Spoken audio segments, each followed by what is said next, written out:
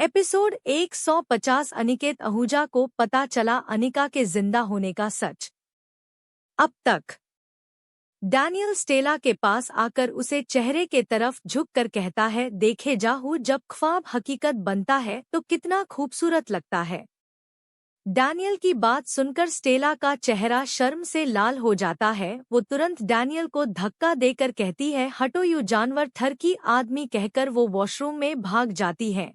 इधर उसकी हरकत आर डैनियल जोर जोर से हंसते हुए कहता है, हिटलर है सच में। अब आगे ईशान और अश्वत्थ के विला पर दोनों इस वक्त हॉल में बैठे हुए थे और उनके सामने अनिकेत आहूजा बैठे थे।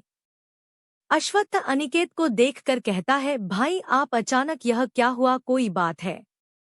अनिकेत अश्वत्थ को देखते हुए कहता है, बात तो है छोटे, तुम दोनों यहाँ जो काम करने आए हो वो काम हो चुका है, फिर अब तक था रुकने की वजह? अश्वत्थ कुछ कहता उससे पहले ही ईशान जाकर अनिकेत के पास बैठते हुए कहता है, बड़े पापा वो हमारी अनिका, अनिका जिंदा है। ईशान का इतना ही कहना था कि अनिकेत के चेहरे के भाव सख्त हो जाते हैं। अनिकेत अपने होठों पर झूठी हंसी लाते हुए कहता है, अच्छा तो कहाँ है अनिका बेटा, हमसे नहीं मिलवाओगे? ईशान उदास होते हुए कहता है, पास्ट में जो कुछ भी हुआ उसके बाद वो नफरत करती है, हमसे बात तक नहीं करना चाहती, पर आप चिंता मत कीजिए, कहकर ईशान खड़े होकर विला से बाहर चला जाता है।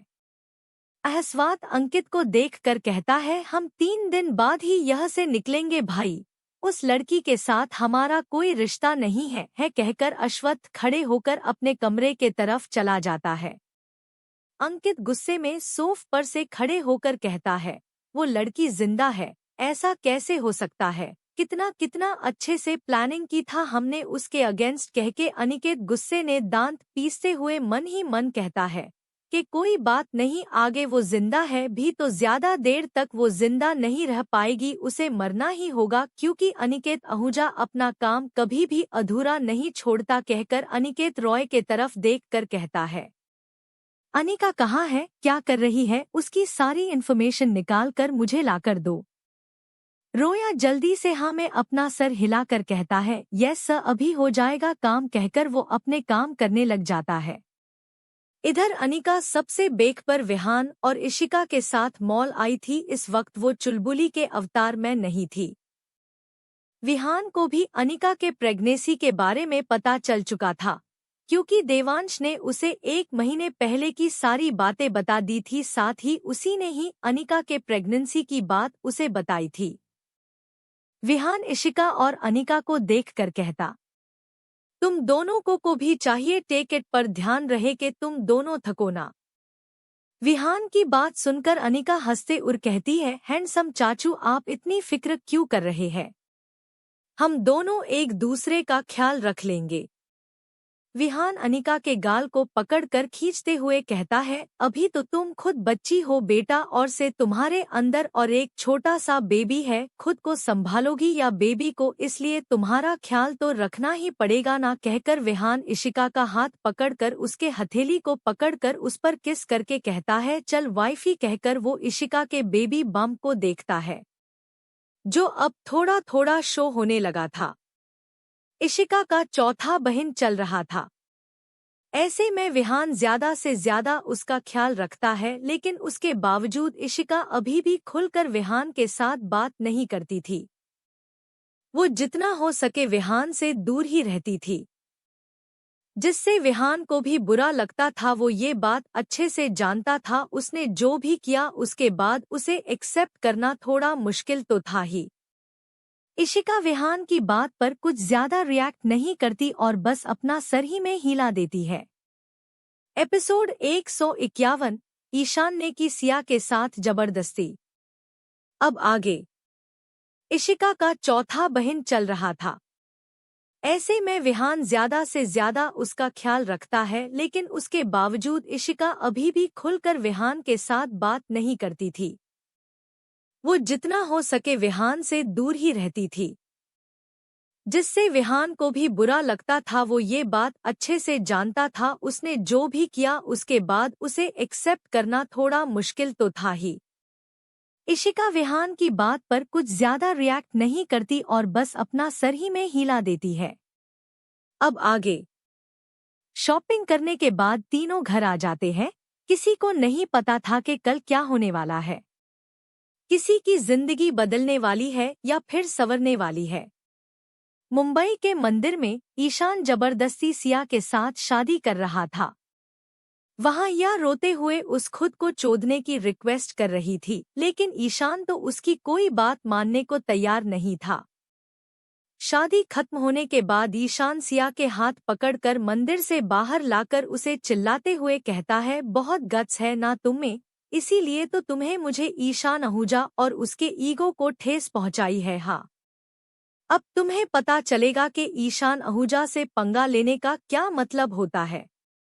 कहकर वो सिया को कार में पलटक कर दूसरी तरफ से कार में आकर बैठ जाता है और बेहद हर्ष ड्राइव करने लगता है। अगले 10 मिनट में ईशान सिया को लेकर एक फार्म हाउस पर पहुंचता है जो न बहुत बड़ा था। कार से बाहर निकलकर ईशान सिया को घसीटते हुए कार से बाहर निकालकर फार्म हाउस के अंदर लेकर जाता है।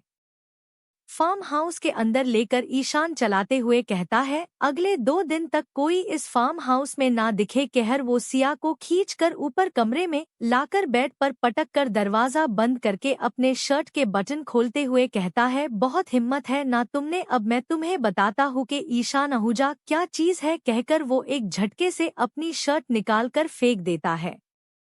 उसकी हरकत पर सिया डरते हुए पीछे जाते हुए कहती है, प्लीज प्लीज मुझे जाने दो, आई एम सो सॉरी। कहकर सिया रोने लगती है। सिया को इतना डरते देखकर ईशान डेविल स्माइल करके उसके पास आकर उसका पैर पकड़कर खींचकर अपने नीचे करते हुए कहता है, तुम तो ऐसे सर्दी हो जैसे ये तुम्हारा पहली बार है। भूल जी, तुम्हारी एक बेटी भी है, वैसे भी तुम्हें पता ही होगा इसमें कितना मजा आता है। कहकर वो सिया आर टूट पड़ता है। सिया उसके आगे रोने लगती है, गिड़गिड़ाने लगती है, पर ईशान उसकी कोई बातें जी सुनता देखते ही दकहे उसके सारे कपड़े निकालकर बेड से नीचे फेंक देता है और उसके पूरे बॉडी पर पागलों की तरह किस और बाइट करता है। सिया चीख कर चिल्ला कर खुद को छुड़वाने की कोशिश कर रही थी, लेकिन ये उसके हाथ में भी था। ईशान अपने सारे कपड़े निकालकर सिया के ऊपर आकर उसे गुस्से में घूरते हुए कहता है, मैंने सिर्फ तुम्हें शादी किए प्रॉप्स सिया था और तुमने क्या किया, जा मेरा प्रॉप्सल ठुकरा दिया, मुझ पर हाथ उठाया। कहकर वो बिना वार्निंग दिए पूरे फोर्स और ताकत से उसके अंदर एंटर करता है। उसके ऐसा करते ही सिया की तेज चीख पूरे कमरे में गूंज जाती है। वो अपने हाथ और झटक कर रोते हुए उसे बाहर आने को कहती है। जब ईशान सिया को इतने दर्द में देखता है तो वो आना सर झुकाकर नीचे देखता है। नीचे देखते ही उसकी आंखें बड़ी बड़ी हो जाती है। वो हैरानी से सिया को देखते हुए कहता है, आर यू वर्जिन? सिया जो अपने दर्द को संभालने की, उसे बर्दाश्त करने की कोशिश कर रही थी, वो कुछ नहीं कहती। सिया को चुप देखकर ईशान के होठों पर कातिलाना मुस्कान आ जाती है और फिर वो फिर से सिया के साथ यो सब करने लगता है और सिया जोर से रोने लगती है। सिया के रोने से ओशन को केली फर्क नहीं पड़ता, वो बस आप नीड्स को पूरा करने में लगा रहता है। सब करते वॉट वो उसके साथ जरा भी सॉफ्ट नहीं था, वो बस उसके ऊपर अपना गुस्सा उतार रहा था। देखते ही देखते 2 दिन गुजर जाते हैं। इन 2 दिनों में ईशान लगातार सिया के साथ इंटीमेट हो रहा था। इन 2 दिनों में जाने कितनी बार सिया बेहोश हुई ये तो खुद उसे भी नहीं पता था। वहीं ईशान को उससे कोई फर्क नहीं पड़ रहा था। फाइनली ईशान रुककर अपने नीचे बेजान सी लेटी सिया की तरह देखता है और फिर उठकर सिया को देखकर तिरछा मुस्कुराकर बाथरूम में चला जाता है। बाथरूम से बाहर आकर वो अपने कपड़े पहनकर साइड टेबल पर एक चेक और पेपर्स रखकर उसे उसी हालत में छोड़कर बाहर चला जाता है। कहानी में आगे क्या होगा जानने के लिए पढ़ते रहिए डेविल्स सीक्रेट लव सिर्फ और सिर्फ पॉकेट एफएम पर। धन्यवाद। एपिसोड 152। अनिकेत आहूजा, तुमने मेरी जानू को टारगेट करके बिल्कुल अच्छा नहीं किया, अब तुम मेरा वो शैतानी। अब तक देखते ही देखते 2 दिन गुजर जाते हैं। इन 2 दिनों में ईशान लगातार सिया के साथ इंटीमेट हो रहा था। इन 2 दिनों में जाने कितनी बार सिया बेहोश हुई ये तो खुद उसे भी नहीं पता था। वहीं ईशान को उससे कोई फर्क नहीं पड़ रहा था। फाइनली ईशान रुककर अपने नीचे बेजान सी लेटी सिया की तरह देखता है और फिर उठकर सिया को देखकर तिरछा मुस्कुराकर बाथरूम में चला जाता है। बाथरूम से बाहर आकर वो अपने कपड़े पहनकर साइड टेबल पर एक चेक और पेपर्स रखकर उसे उसी हालत में छोड़कर बाहर चला जाता है।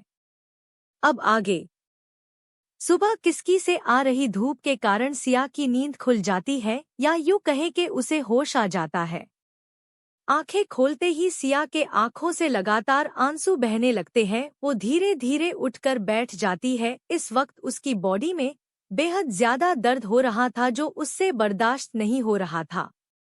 उसे ऐसा लग रहा था कि जैसे उसकी जान ही निकल जाएगी। वो अपने ऊपर से ब्लैंकेट हटाकर देखती है तो पूरा बेड खून से सना हुआ था। उसने लोअर पार्ट से अभी भी हल्की हल्की ब्लीडिंग हो रही थी। सिया रोते हुए इधर उधर देखती है तो उसे उसके शादी का जोड़ा दिखता है। वो लड़खड़ाते कदमों से खड़े होकर गिरते पड़ते शादी का जोड़ा पहना लेती है। तभी उसकी नज़र साइड टेबल पर रखे चेक और पेपर्स पर जाती है। वो लड़खड़ाते हुए बेड को पकड़कर पेपर उठाकर पढ़ती है तो उसकी आंखों से आंसू बह निकलते हैं।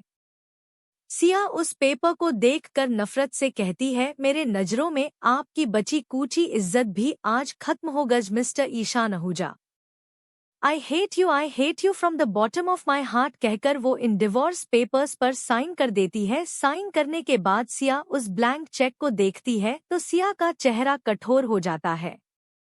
सिया पेन लेकर उस पर कुछ करती जाए और फिर पेपर्स के सतह वही रखकर लड़खड़ाते कदमों से कमरे के बाहर निकलकर फार्म हाउस से बाहर चली जाती है।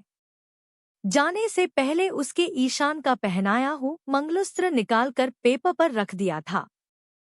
दूसरी तरफ आज अनिका के चुलबुली होने का आखिरी दिन था क्योंकि कल कुछ बड़ा होने वाला था जिसके बारे में उसे भी नहीं पता था। अनिका, कनक और स्टेला कॉलेज से वापस आ रहे थे तभी अचानक से उनके कार के सामने ढेर सारी गाड़ियां आकर रुकती है। ऐसे अचानक इतनी सारी गाड़ियों को देखकर अनिका, कनक और स्टेला घबरा जाते हैं। गाड़ियों को देखकर अनिका का हाथ अपने पेट पर चला जाता है क्योंकि उसे सबसे ज्यादा फिक्र अपने बच्चे की हो रही थी।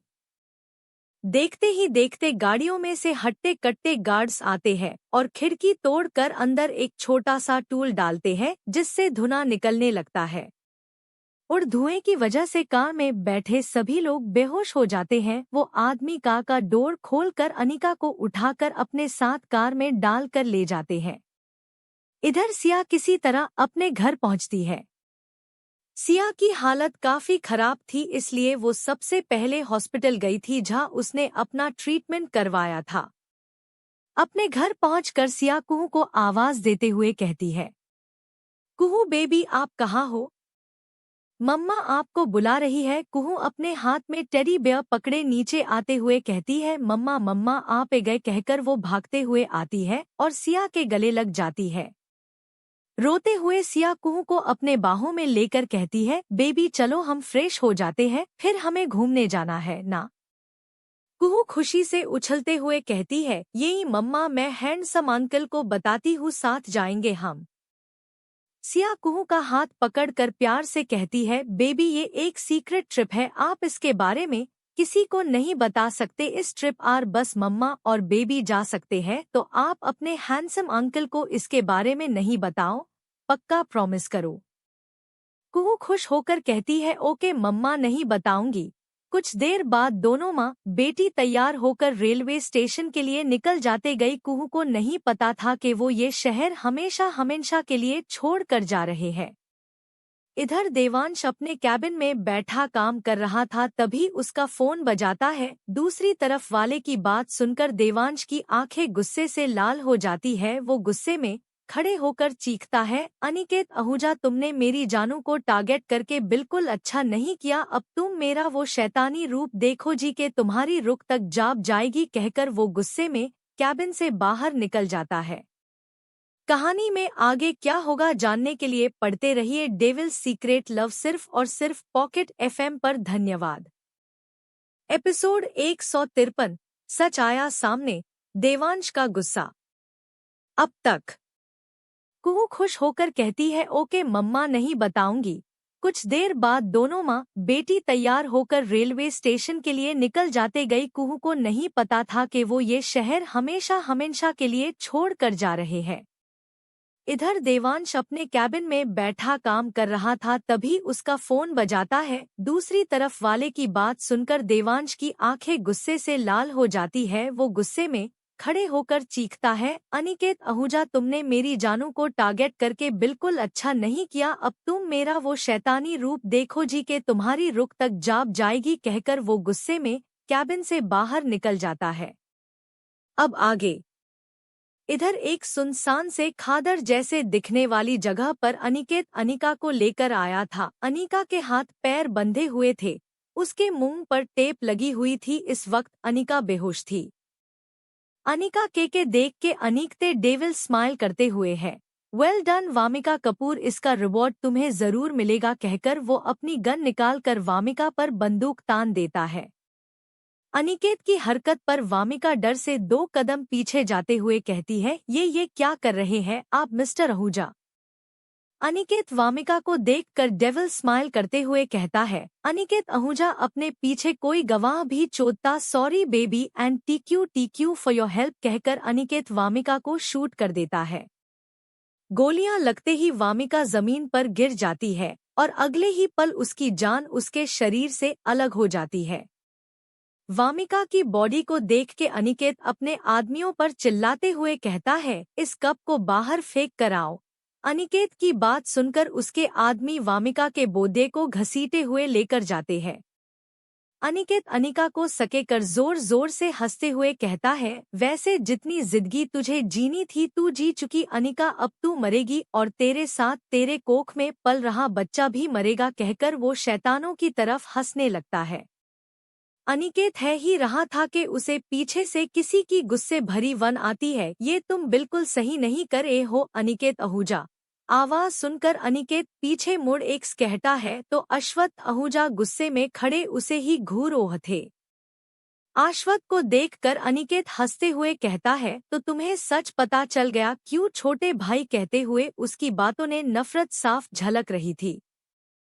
अश्वत्थ अनिकेत के पास जाकर उसका कॉलर पकड़कर कहता है, क्यों किया आपने ऐसा। अनिकेत झटके से अश्वत्थ से अपना कॉलर छुड़वाते हुए कहता है, पैरों से लिए प्रॉपर्टी के लिए जो डैड ने तुम्हारी बीवी और तुम्हारी इस बेटी के नाम की थी। अनिकेत अनिका के तरफ इशारा करके कहता है, कितना कुछ किया प्रॉपर्टी पाने के लिए मैंने, इसका अंदाजा भी तुम्हें नहीं है। सबसे पहले तो उस नीरज राठौड़ की बीवी को मार के उसका इल्जाम इस लड़की पर लगवाया ताकि वो राठौड़ परिवार वाले अनिका से नफरत करे।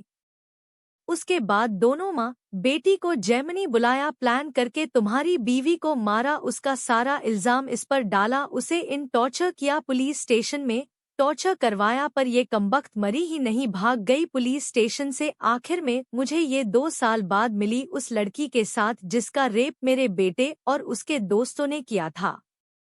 वहां से ले जाकर मैंने इसे जान से मारने की पूरी कोशिश की, पर इसका नसीब देखो, ये फिर भी बच गई। लेकिन आज मैं इसे मार के इसकी जान ले लूंगा, जिंदा नहीं छोड़ूंगा। कहते हुए अनिकेत की बातों में गुस्सा साफ झलक रहा था। अश्वत्थ नम-आहे से बेहोश अनिका को देखकर कहता है, मैं तुम्हें ऐसा नहीं करूं दूंगा, मेरी बेटी की जिंदगी और बर्बाद नहीं करने दूंगा तुम्हें। कहते हुए अश्वत्थ की आंखें गुस्से से लाल थी। आखिर हो भी क्यों ना, इतने सालों से वो जिस बेटी से नफरत रहा था वो खुद किस हालत से गुजरी होगी, ये सोच सोच कर ही अश्वत्थ को खुद पर गुस्सा आ रहा था। अनिकेत अपनी गन निकालकर अश्वत्थ पर पॉइंट करता है। अश्वत्थ भी कहाँ कम था, उसने भी अपनी गन निकालकर अनिकेत के सर पर पॉइंट कर दी।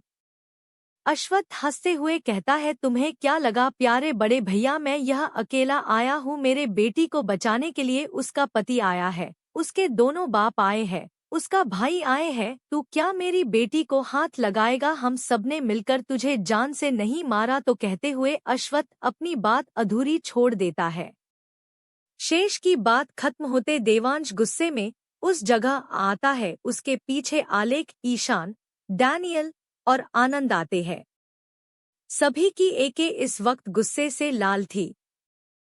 सभी को सके के अनिकेत के चेहरा का रंग उड़ जाता है। अगर अभी अंदर आए हैं तो इसका मतलब था कि बाहर उसके सारे आदमी मारे जा चुके थे।